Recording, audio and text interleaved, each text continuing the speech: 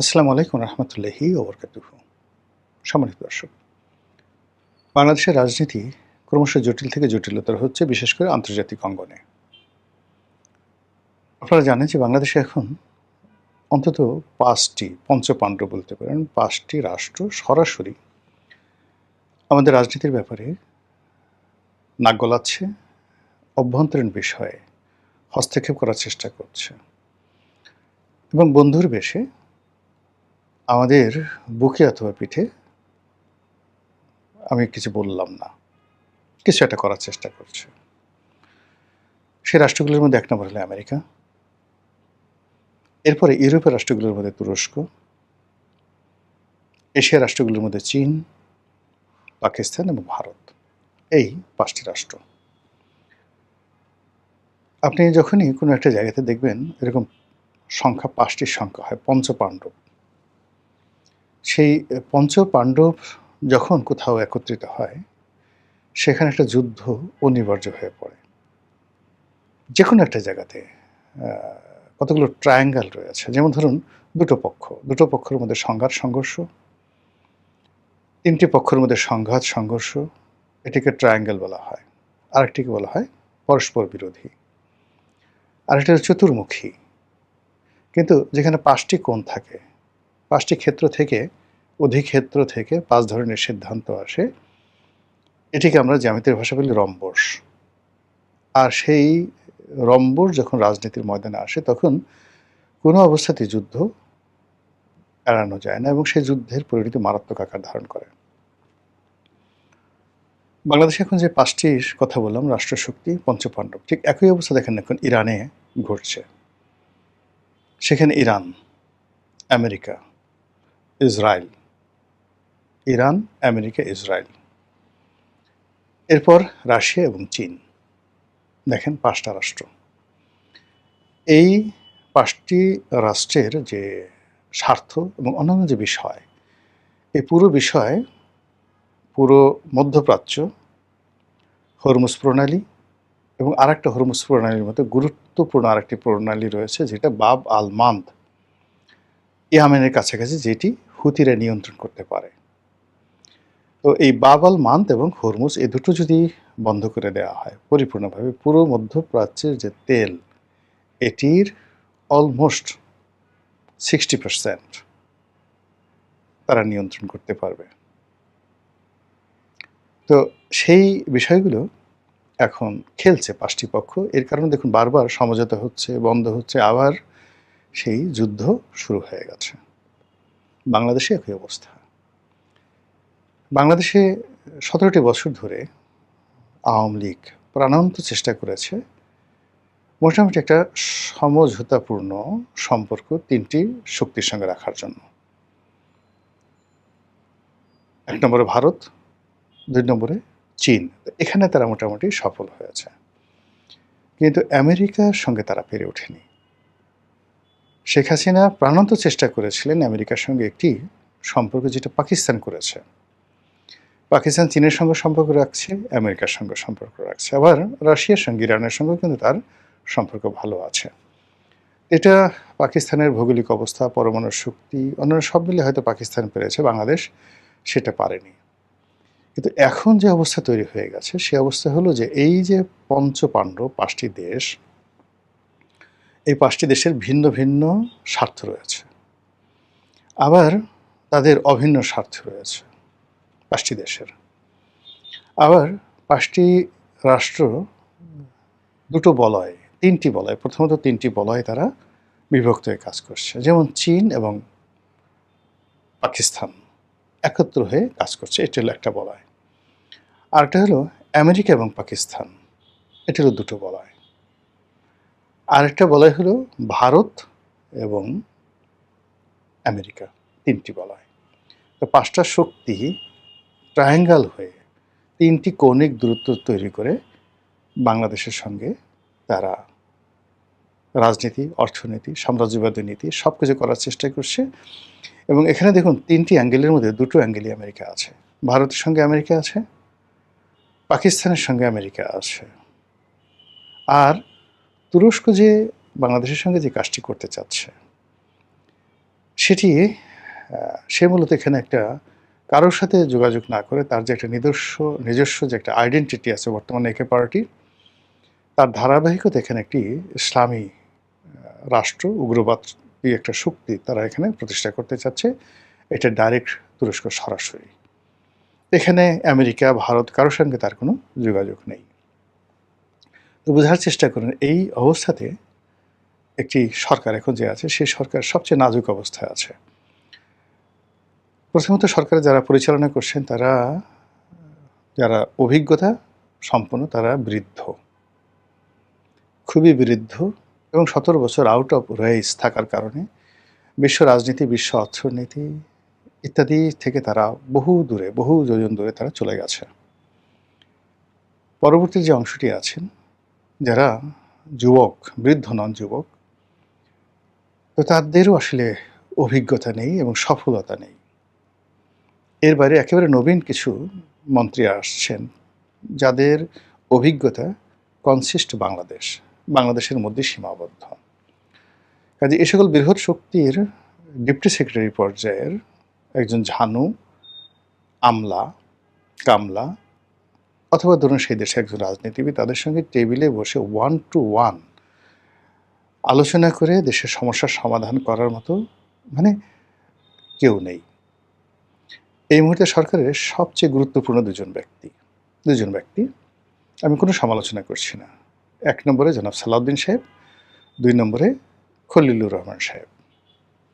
এখন সালাউদ্দিন সাহেব এবং খলিলুর রহমান সাহেব নরেন্দ্র মোদীর সঙ্গে বা ডোনাল্ড ট্রাম্পের সঙ্গে বৈঠক করবেন সেটা অনেক পরের বিষয়। খালি জাস্ট দেখুন বাংলাদেশে নিযুক্ত মার্কিন রাষ্ট্রদূত মিস্টার ব্রেন্ট ক্রিস্টেনসেন কিংবা পাকিস্তানের রাষ্ট্রদূত, ইভেন ইরানের রাষ্ট্রদূত, ওনাদের সঙ্গে যখন এই দুজন ক্ষমতাধর ব্যক্তি পাশাপাশি বসেন, দাঁড়ান, এদের বডি ল্যাঙ্গুয়েজ লক্ষ্য করুন, তারপর এদের দিকে তাকান, আমার কাছে কী মনে হয় যে ওনাদের পাশে আমাদের দুজন ক্ষমতাধর লোকদেরকে কিভাবে মানায় এবং কেমন দেখায়, তাহলে আপনি বুঝতে পারবেন এখানে আউটপুট কিভাবে আসে। অথবা ধরুন প্রধানমন্ত্রী, এখন প্রধানমন্ত্রীকে উপস্থাপন করার জন্য সামাজিক মাধ্যম এখন একটা গুরুত্বপূর্ণ প্ল্যাটফর্ম। সেখানে বিএনপির মিডিয়া সেল আছে, প্রধানমন্ত্রীর কার্যালয় আছে, স্বয়ং তারেক রহমান সাহেব তার নিজের নামে ফেসবুক পেজ আছে।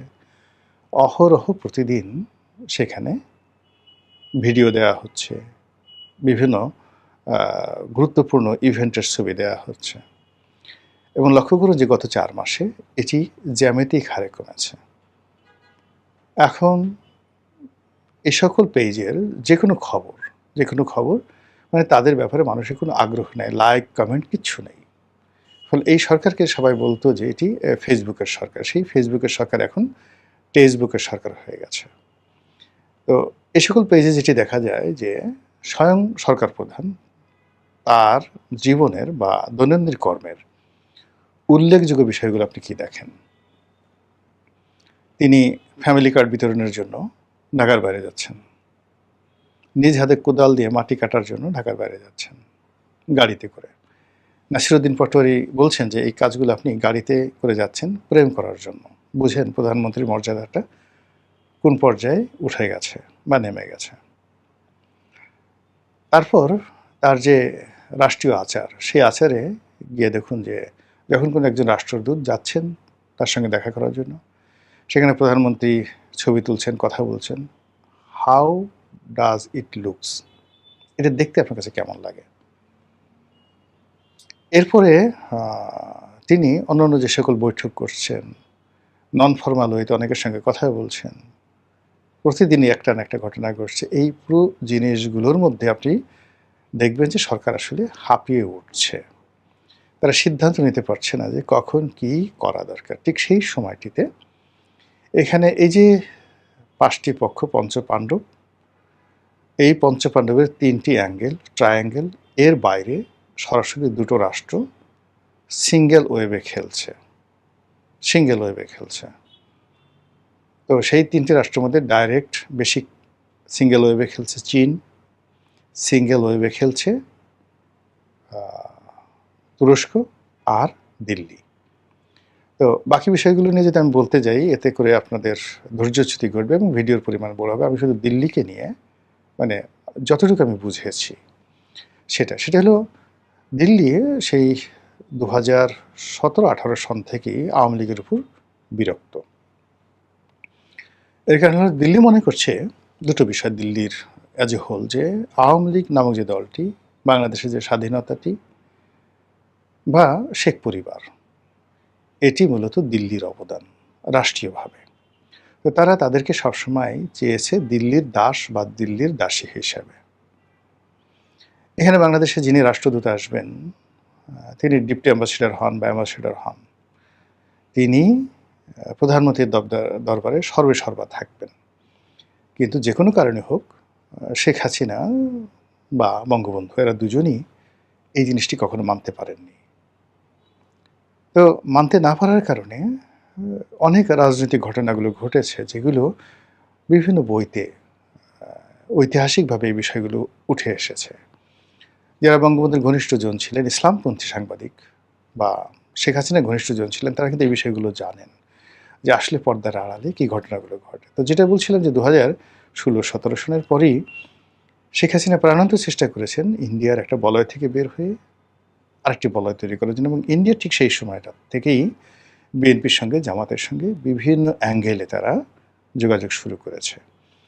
কিন্তু এই দুটো দলকে কখনোই তারা প্রেডিক্টেবল অবস্থায় পায়নি। ঘুরে ফিরে তাদের কাছে মনে হয়েছে আওয়ামী লীগই মন্দের ভালো। এবং এইভাবে টানাপোড়েনে যখন 2018 সালের যে নির্বাচনটা হলো, বলা হয়ে থাকে 2018 সালের নির্বাচনে ইন্ডিয়ার যে মাস্টার প্ল্যান ছিল বা শেখ হাসিনার যে ডিজায়ার ছিল, এটার অ্যাগেনস্টে গিয়ে সম্পূর্ণ চীন এখানে খেলে দেয়। এবং চীন যেভাবে ডিজাইন করে নির্বাচনের ঠিক একদিন আগে, ঠিক সেইভাবে নির্বাচনের ফলাফল হয় এবং আওয়ামী লীগের যে রাজনৈতিক মৃত্যু, বিশ্বাসযোগ্যতা, গ্রহণযোগ্যতা একেবারে জিরোতে পৌঁছে যায়। Sheikh Hasina become just a puppet. সবাই যেভাবে 2018 সনে তাকে বিশ্বাস করেছিল, সেখানে নির্বাচনটি যদি 100% অ্যাকুরেট হতো, সেই নির্বাচনে যদি শেখ হাসিনা পরাজিত হতেন, তবু তিনি অমরত্ব লাভ করতেন এবং 2014 সালের নির্বাচন নিয়ে কেউ প্রশ্ন করতো না, নো ওয়ান। কিন্তু সেখানে এমনভাবে একটা ঘটনা ঘটানো হয়েছে, জাস্ট নির্বাচনের 4-5 দিন আগের থেকে গ্রাউন্ড ওয়ার্ক করেছে। আমরা ফিল্ডে যারা ছিলাম আমরা টের পেয়েছি। আমরা 16 ডিসেম্বর, 29শে ডিসেম্বর নির্বাচন, 30শে ডিসেম্বর নির্বাচন হলো, আমরা 16 ডিসেম্বর থেকে টের পেয়েছি যে সামথিং হ্যাপেন, যেটা সরকারের নিয়ন্ত্রণে নেই, মিলিটারির নিয়ন্ত্রণে নেই, পুলিশের নিয়ন্ত্রণে নেই, কে যেন খেলছে। এবং এই খেলাধুলা যে কেবলমাত্র বিএনপির মধ্যে ছিল, আওয়ামী লীগের মধ্যে ছিল, নট লাইক দ্যাট। প্রত্যেকটা রাজনৈতিক দলের যারা শীর্ষ নেতৃত্ব, তারা এই যে যা কিছু হচ্ছে তারা জানত। এবং আমরা যারা মাঠে ছিলাম আমরা সবাই বলির পাঠা হয়েছি। এর ফলে কী হলো, এই নির্বাচনের ফলাফল হওয়ার পরে শেখ হাসিনা গণতান্ত্রিক বিশ্বে, গণতান্ত্রিক রাজনীতিতে এবং বাংলাদেশের মানুষের কাছে বিশ্বাসযোগ্যতার ক্ষেত্রে একেবারে জিরোতে গিয়ে পৌঁছান, বিরক্তিকর একটা জায়গাতে গিয়ে পৌঁছান। তারপরে তিনি চেষ্টা করেছেন বিভিন্ন অ্যাঙ্গেলে আবার একটি সমঝোতা করার জন্য, কিন্তু সেটা তিনি পারেননি। এরপরে করোনা আসছে, এরপরে ইউক্রেনের যুদ্ধ আসছে, অনেক কিছু। ভারতীয় নরেন্দ্র মোদীর ক্ষমতা দুর্বল হয়ে গেছে এবং এরপর তিনি ক্ষমতাচ্যুত হয়ে এখন দিল্লির অধীনস্থ হয়ে আছেন। এখন দিল্লি আওয়ামী লীগকে নিয়ে এবং শেখ হাসিনাকে নিয়ে খেলছে। কিন্তু খেলার আগে দিল্লি বেশ কয়েকবার চেষ্টা করেছে জামাতের সঙ্গে একটা সমঝোতা করার জন্য, তারা চেষ্টা করেছে বিএনপির সঙ্গে সমঝোতা করার জন্য। এটা এখন ওপেন সিক্রেট। কিন্তু গত 4 মাসের ধারাবাহিকতায় কিংবা ধরুন গত 2 বছরের ধারাবাহিকতায় দিল্লি এককভাবে বিএনপি এবং জামাত কাউকে বিশ্বাস করতে পারছে না। আবার তারা মনে করছে যে মন্দের ভালো হিসেবে আওয়ামী লীগ তাদের কৌশলগত পার্টনার। কাজেই শেখ হাসিনাকে রেখে হোক, শেখ হাসিনাকে বাদ দিয়ে হোক, আওয়ামী লীগের মাধ্যমেই তারা বাংলাদেশে তাদের যে মিশন, সেই মিশনটা তারা চালু করতে চায়। এবং এটার প্রেক্ষিতে একটার পর একটা তারা যাকে বলা হয় ছক্কা মেরে যাচ্ছে। শেখ হাসিনাকে দিয়ে যে সকল কথা বলানো হচ্ছে বা তিনি যে সকল কথাবার্তা নিজে স্বপ্রণোদিত হয়ে বলছেন, যেটা দিল্লি আবার ওন করছে এবং শেখ হাসিনা আসতে চান, সরকার তাকে আইনগতভাবে ফেরত আনতে চান। শেখ হাসিনা জোর করে বাংলাদেশে এসে তিনি তার রাজনৈতিক অধিকার প্রতিষ্ঠা করতে চান। অন্যদিকে সরকার তাকে আসার সঙ্গে সঙ্গে গ্রেপ্তার করতে চান। এইগুলোর যে সেন্টিমেন্ট, পাবলিকের সেন্টিমেন্ট, এটি ভারত তীক্ষ্ণ দৃষ্টিতে দেখছে এবং দেখার পরে ভারতের যে সাম্প্রতিক যে কথাবার্তা, সেই কথাবার্তায় তারা আরও নিশ্চিত হয়ে গেছে যে দে আর রাইট। তারা যে আওয়ামী লীগের পক্ষে আছে, এখনও পর্যন্ত আওয়ামী লীগ বাংলাদেশের সবচেয়ে সুসংবদ্ধ রাজনৈতিক দল। এখনও পর্যন্ত তারা অর্থনৈতিকভাবে সচ্ছল। এখনও পর্যন্ত রাজনৈতিক দলগুলোর মধ্যে মানে নেতৃত্বের পর্যায়ে শেখ হাসিনার যে কমান্ড রয়েছে, সেই কমান্ড এখন জামাতের আমিরের নেই তার নিজের দলে। বর্তমান প্রধানমন্ত্রী তার নিজের দলের মধ্যে তার সেই কমান্ড নেই। আর শেখ হাসিনা প্রবাসে থেকেও কারোর সঙ্গে সরাসরি দেখা না করে শুধুমাত্র ওয়ান টু ওয়ান তিনি যারা দেখা করতে আসেন তাদের সাথে দেখা করেন উইদাউট ভিডিও। কোনো মানে যাকে বলা হয় ছবি যেন বাইরে না আসে, সে কোথায় আছে, সিক্রেটলি তাকে সেখানে রাখা হয়েছে। এর বাইরে তিনি কোনো অবস্থাতেই তার অবস্থানটা ভিডিওর মাধ্যমে দেন না। কেন দেন না? আমি এটা মনে করলাম যে সে কি মরে গেল কিনা, অন্য কোনো ঝামেলা হলো কিনা। কিন্তু দেখা গেল যে এখন টেকনোলজি এমন একটা জায়গাতে এসে গেছে। এই যে আমি ভিডিওটা করেছি, এই ভিডিওর ফুটেজ দেখে, চারিদিকের ওয়াল দেখে, টেকনোলজি দিয়ে বলা সম্ভব যে আমার এই ভিডিও ধারণ করার যে জায়গাটির নাম কি, হোল্ডিং নম্বর কত, সময় কত, কোন সময় আমি ভিডিও করছি, এগুলো হুবহু বের করা সম্ভব। এবং এই কারণে শেখ হাসিনার কোনো ভিডিও ক্লিপ ভারত ছাড়ছেন না, বা শেখ হাসিনা নিজে দিচ্ছেন না, বা তার উপদেষ্টারা দিচ্ছেন না।